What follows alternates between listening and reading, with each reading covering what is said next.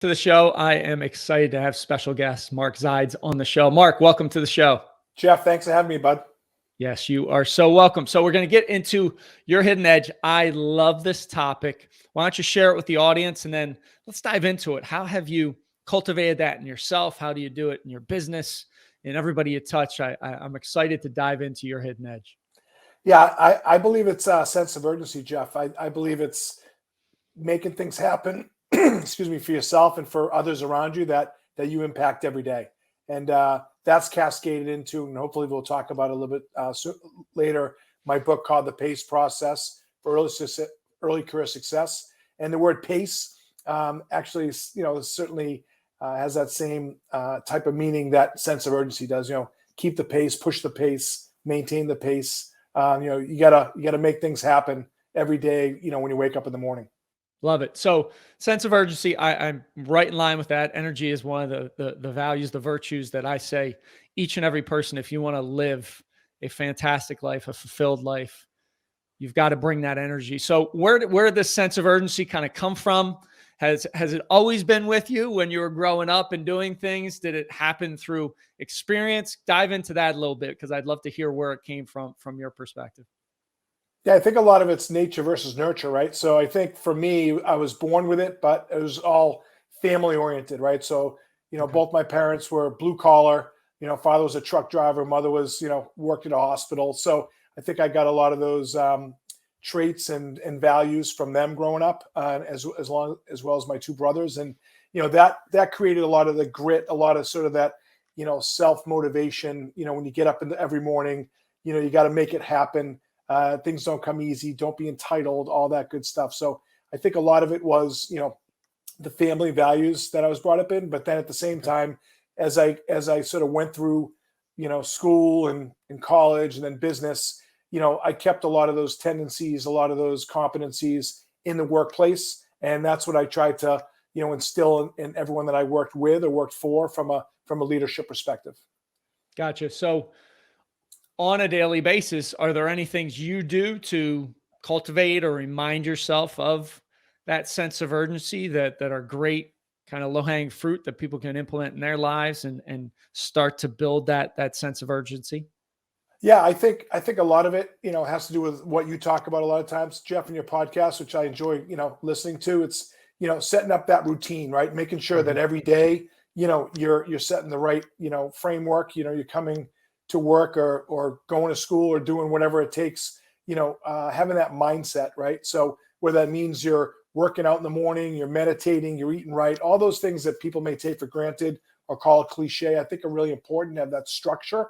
To be successful in whatever you do. So whatever works for you, you want to make that part of your daily routine. So I think it starts with routine. It starts with certainly meeting those goals, exceeding those goals. So I'm not one to kind of get into this whole, what's your 5-year plan, what's your 3-year plan. I think all that's really important. But I think when you wake up every day, a couple of clients of mine, have a funny saying, who's going to win the day today? You got to win the day, right? And it could be something small, like you helped out a client or you helped somebody, in a grocery store open the door. I mean, those are, again, small little things, but as long as you're adding value every day, which is what I say to not just, my kids, but also my clients, that's something that somebody should, take to heart is making an impact every day, whatever that may mean. Yeah, I love the win the day. I have a saying, attack the day, right? Attack the day, be on your toes, be on the offense.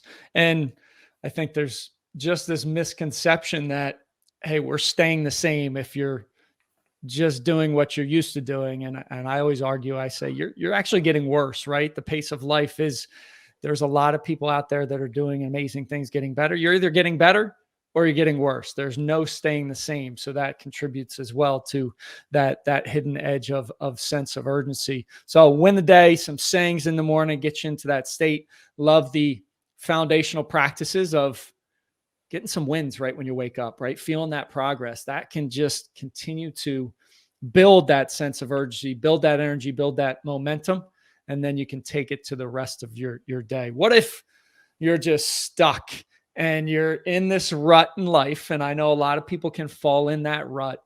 How do they get out of that kind of Groundhog Day mentality where every day is the same, right? And how do they cultivate that sense of urgency in themselves?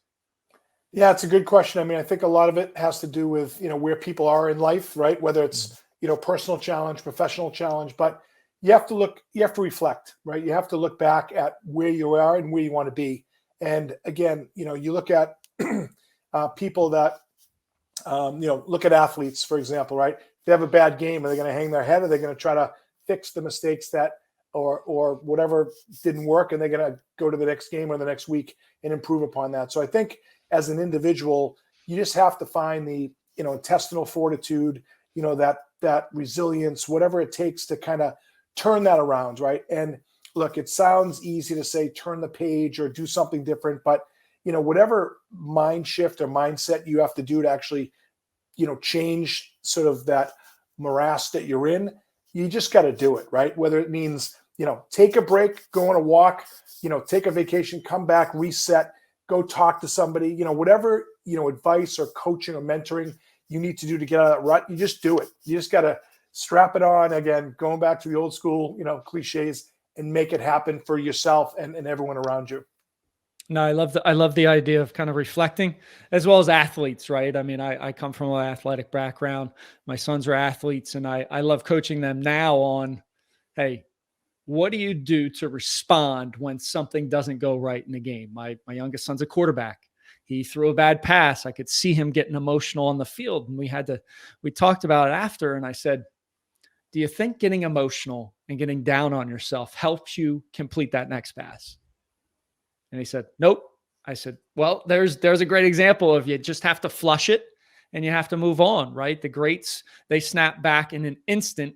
They know that they're never going to be perfect. They know that. I think there was a story about Jack Nicklaus where he knew every round he would hit 6 or 7 bad shots. So he anticipated them, knowing that when I hit those, I got to move past them real quick, and the next shot's going to be a great one. So love that piece of it. So sense of urgency, pace process. Explain that to me a little bit, and the audience. Let's unpack that. Yeah, so I wrote a book during the pandemic around helping and giving back to Gen Zs and young Gen Ys, who are looking to get into the workforce. And Okay. I always use the word pace. It's that word that can mean a lot of different things to a lot of different people, right? So some people are going hard, going too hard. Maybe they have to slow down the pace or kind of figure out the right pace. Most people, as we're talking about here, don't have the right pace. They don't keep the pace. They don't maintain the pace. They don't push the pace. And when you're doing, coaching like you do with your clients or like I did with my clients, that's a word I like to use.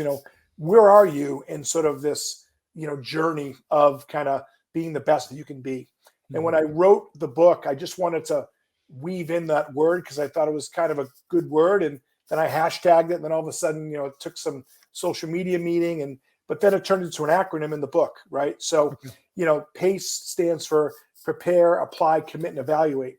And when you look at sort of whether it's your job role or your career path or where you are personally or professionally, those are 4 words that, you can kind of take into account whenever you want to see where you are, whether, like I said, it's in your career or in life. Awesome. So let's unpack each one of those words. What does it mean to you? How do you apply it, and kind of go from there? Yeah. So thanks, Jeff. So in the context of the book, prepare, right? You want to go get a job, you got to prepare for that job. Research the company, figure out what industry you want to be in, prepare for it for the interview, who you're speaking with. Did you do a mock interview? Do you have it all figured out, right? How's your social media profile? Do you have a professional picture or do you have a bad, picture of yourself, right? Apply all the skills you've learned, whether it's college skills, life skills, and then apply to the job the best you can be. You have to actually be different than everyone else. You have to be, you have to stand out, right? How do you do that? Is your cover letter boring? Is your resume the same as everyone else's? Kind of what do you do there, right? Commit. When you get in, you got to commit to the job, like we talked about. You got to have that resilience. You want to build the right network. You want to jump right into the job 60, 30, 60, 90 days, make a difference, make an impact, have your boss or your manager say, wow, I want to hire 10 more of this person, right? Mhm. And then evaluate is, again, every 6 months, because the Gen Zs are instant gratification, right? So they want a promotion as soon as they get in the job. And I'm being, kind of general there, but evaluate the role, evaluate the company, evaluate yourself, right? Whether it's 6 months, 12 months, 18 months into a role, do you want to make a change? If you want to make a change, can you make it in the same company? Do you have to jump companies, or can you go to your boss and say, hey, I've been doing this sales thing, for 6 months or 12 months. Can I do something else? This job seems interesting. So that's kind of the whole process. And along the journey, it could mean different things to different people, but that's really what it all meant when I wrote the book. Do you find of those four, a couple that many people or the majority of people miss in the whole process? I mean, I have a couple that kind of stand out when you went through it, where I was like, geez, I think those two would be ones that people miss. Are there common ones that you feel that people miss overall? You go first. Which two would stand out for you? Prepare is one. I feel like people just don't prepare for success. I mean, we were talking about morning routine and stacking wins and that foundation. People just think they're going to wake up and it's going to happen. No, you need to prepare at night, have everything out and ready so you have zero resistance in that process. And I would think people aren't preparing enough to be successful in applying for that job and committing in those pieces. So that was one. And the other was evaluate. And I think that's overall in life. We don't evaluate where we're at. We don't evaluate, hey, yesterday, did I play with a sense of urgency or did I coast yesterday? Right. And that evaluation process, if we can get more into that habit, 3, 6, 9, 12 months, you're going to get better, because it's so much better to course correct there slightly than 10 years go by. And then you look back and say, oh, what should I have changed? You don't have the ability, and it's so much harder to course correct there, where if you do it on a much shorter time frame, it's much easier to course correct. Yeah, I like those both, Jeff. I mean, I'm with you on the prepare. I'm on the P, right? Because it's competitive to get a job, right? Or it's competitive to get into college. So what do you need to do to out prepare or outwork or out brand, yourselves? You need an executive presence. You need to build your profile, right? So these young professionals that are trying to get a job, what does their social profiles look like? I had a TEDx talk and I talked about these Gen Zs being entitled and the trophy generation. And I got 3 kids myself, right? So, Okay. Yep. I'm certainly guilty as charged to a certain bit of that, protecting them, entitling them to a certain degree. And what happened as we raised these kids is we didn't give them the opportunity to fail, right? So when they don't have the opportunity to fail, they can't learn from, tension or constructive feedback when they get into the workforce, right? So they don't get some of those life skills that maybe you and I got, playing in the playground or things like that.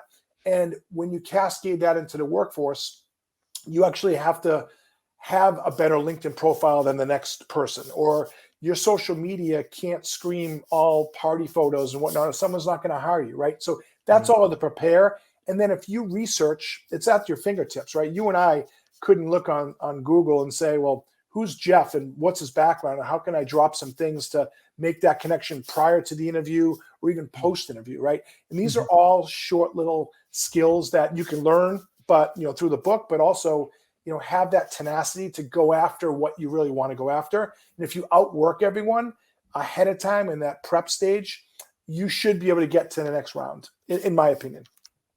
No, I love the prepare. I love the outwork, right? Doing these little, I call them micro things, right? Micro things that you can do that are significant in that person maybe you're interviewing with, or that company you're looking to get hired by, because it shows your work ethic. It reflects on who you are as a person. And I jotted down just failure.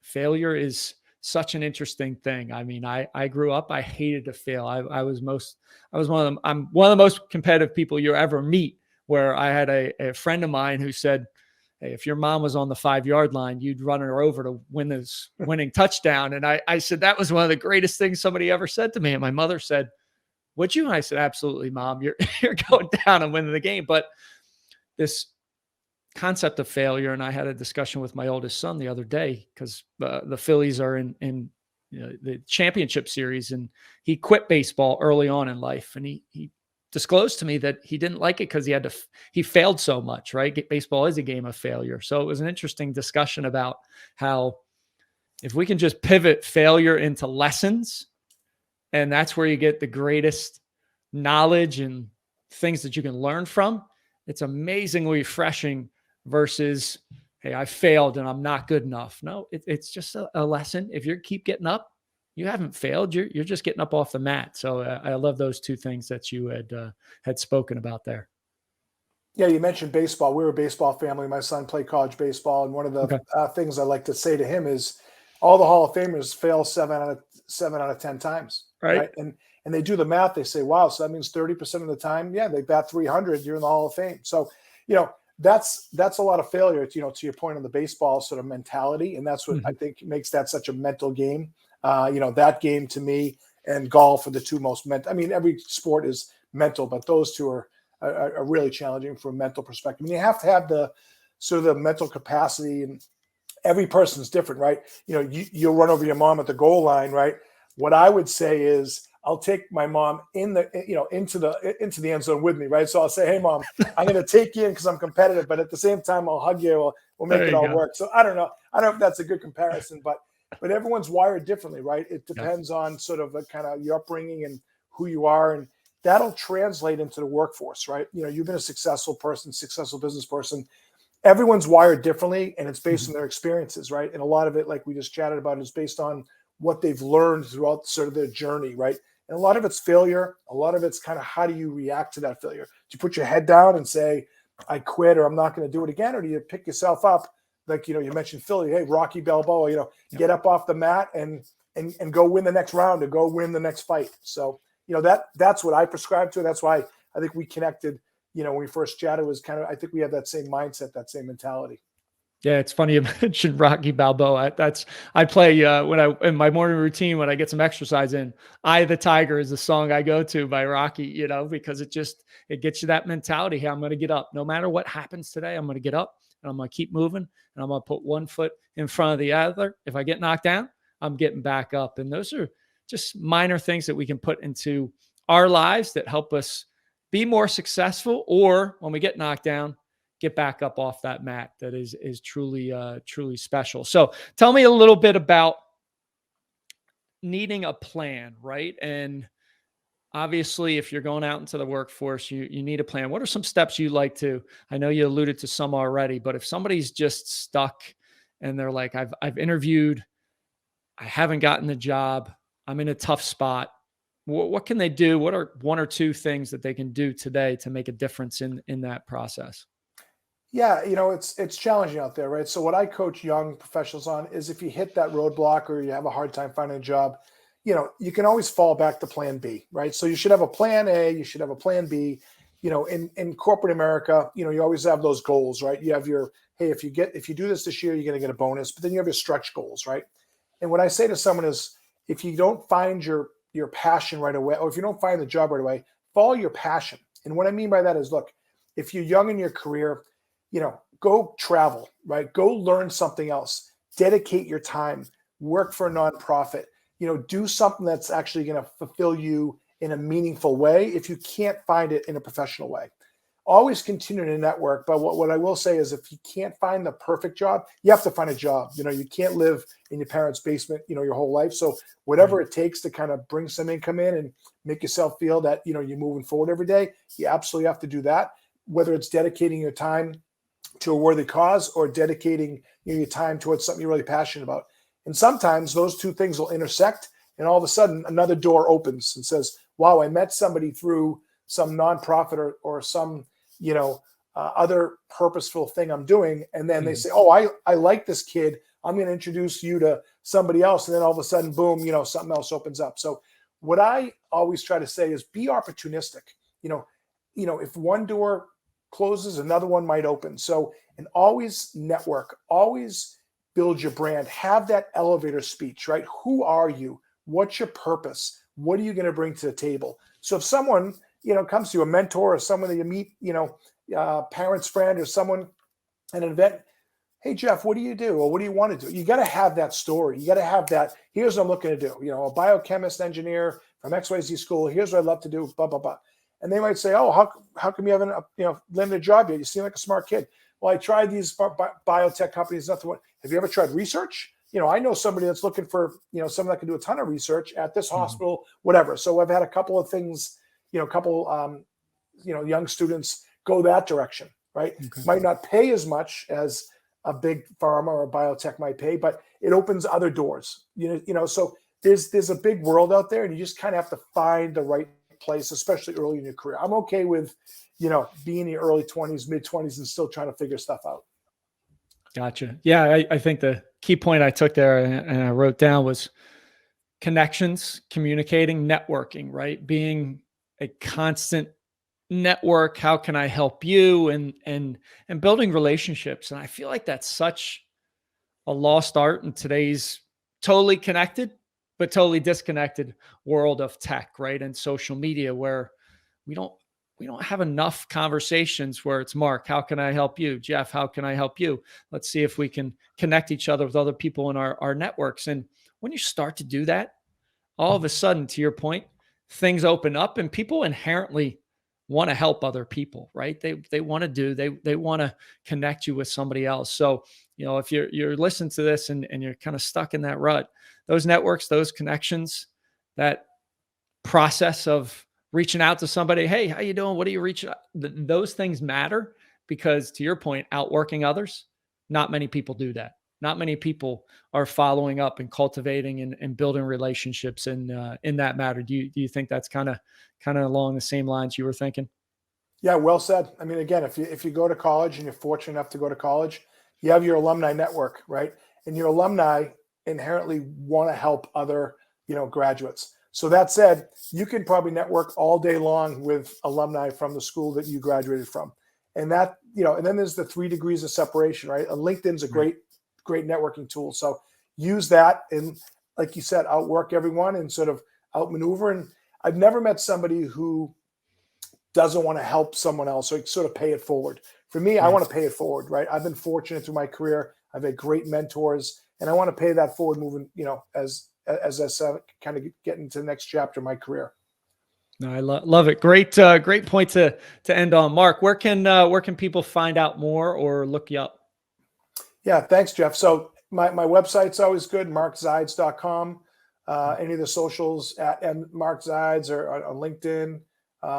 Easy to find me by searching on me. And yeah, I'm open to any networking opportunities, any mentorship, any speaking, any consulting gigs, all that good stuff. So, happy to network with anybody. And thanks for the platform to chat with you today. Yeah, absolutely. Thanks for being on, Mark. Thanks, Jeff. Good talking to you. Thanks for listening. Thanks for watching. Have an amazing, amazing rest of your day. Rise, fight, love, repeat. Get after it. And I'll talk to you soon. Thank you for listening to your Hidden Edge podcast. You are now part of the movement, part of a tribe who's on a mission to uncover their hidden edge. We're stronger together, so please share this. Show up with one person in your network that you want to help. Together, we can empower others, and connected, we can make a dent in the universe.